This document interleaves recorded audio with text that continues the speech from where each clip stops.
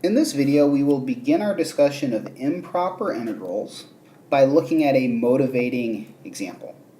Let's evaluate and interpret the following function. So we're going to define a of t to be the definite integral from 0 to t of the function xe to the minus x squared. First is an interpretation, which is a familiar thing. A function of this type is something in Calc 1 when we were studying the fundamental theorem of calculus we called an area function. The number a of t represents the area enclosed between the curve of the function and the x-axis from 0 to t.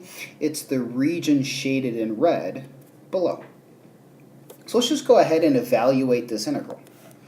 So a of t equals the integral given above, and by inspection, if we want to evaluate this integral, it looks well suited for substitution because of the x squared inside the exponential, and up to a constant, its derivative out front. So let's go ahead and let u be equal to minus x squared, so that du is minus 2x dx. So that x dx becomes minus 1/2 du, and we will have a minus 1/2 because of that pulls out front, an integral with limits of integration we need to determine, and then we'll be left with the integral of e to the u du. But because it's a definite integral with a substitution, we need to change our limits. When x is 0, u is 0, which gives us our lower limit of integration. For the upper limit, when x is equal to t, u is equal to minus t squared, which is our upper limit of integration. So anti-differentiating now, the antiderivative of e to the u is e to the u, and we need to evaluate from 0 to minus t squared. So we plug in a minus t squared, we put a minus sign, and we plug in 0. And e to the 0 is 1. So now that we've evaluated this integral from 0 to t, which is really a review type of problem, this value that we are getting back, remember, represents the red shaded area. But what I want to do now is take this a step further.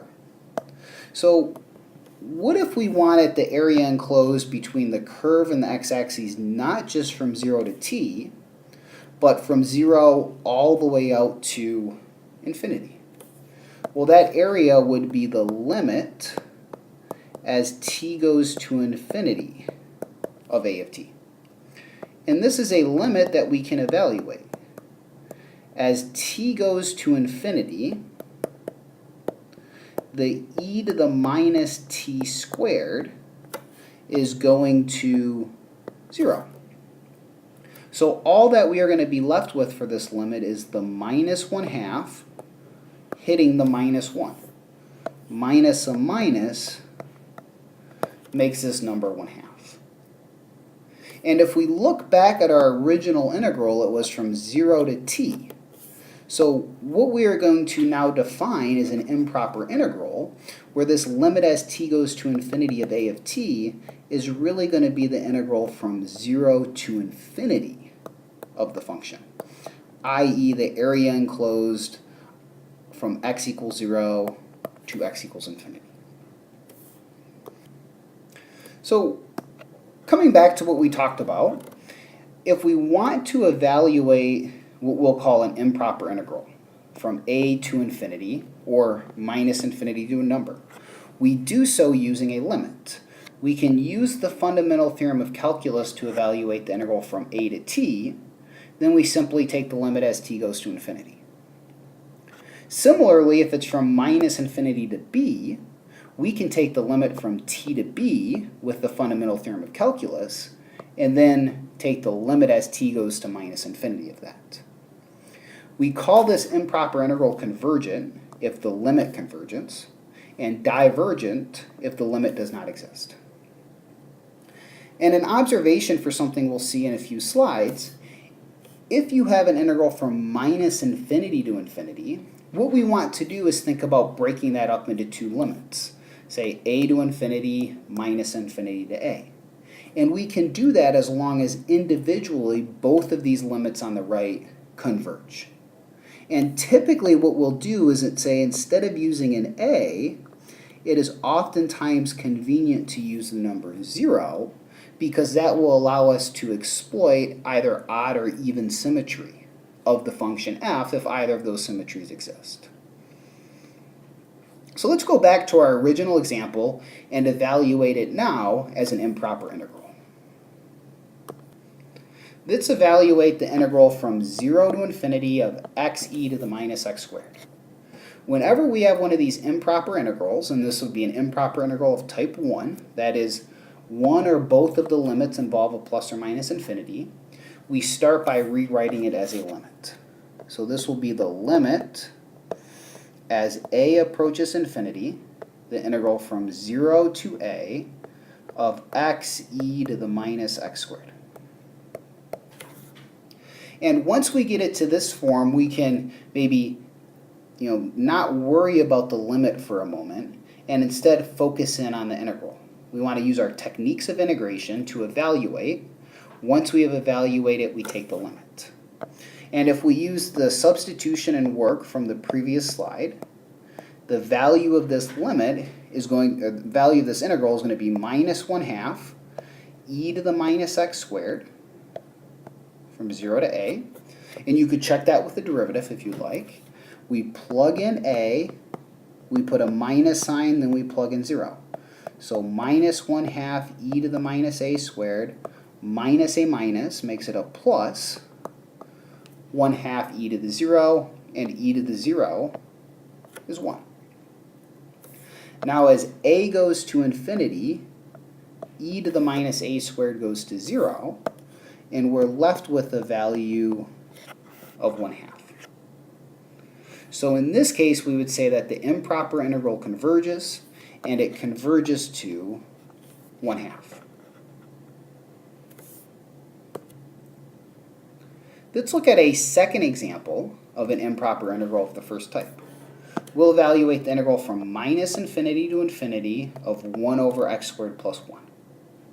So recalling from the previous slide that if we are going from minus infinity to infinity, we can break this up into two parts. We could say minus infinity to 0 of 1 over x squared plus 1 plus the integral from 0 to infinity of 1 over x squared plus 1. And as long as both of these integrals individually converge, that is, they both have to exist, then we'll have the value of the given improper integral. Now, before evaluating, I'm going to make a couple observations.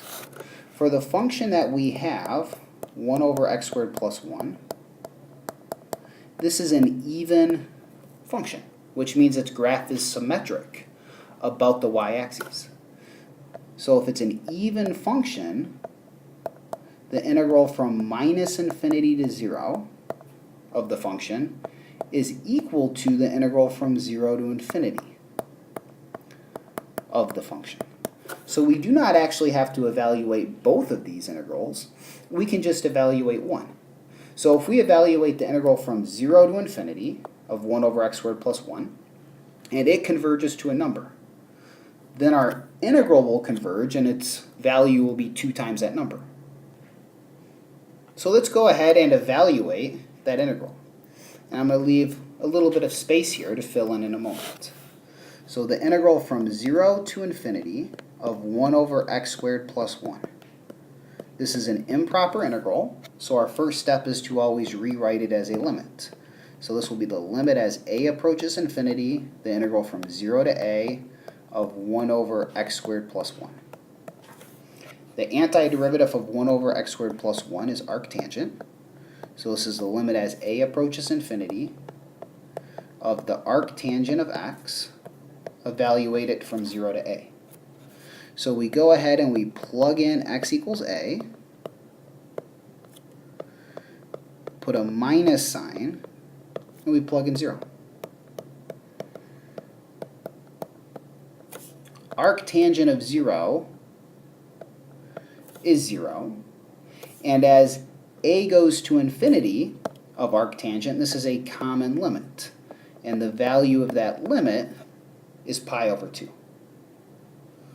So coming back to our observation above, the integral on the right has a value pi over 2. And by even symmetry, the integral on the left does as well. So our original integral will converge, and the value that it converges to will be pi over 2 plus pi over 2. So pi.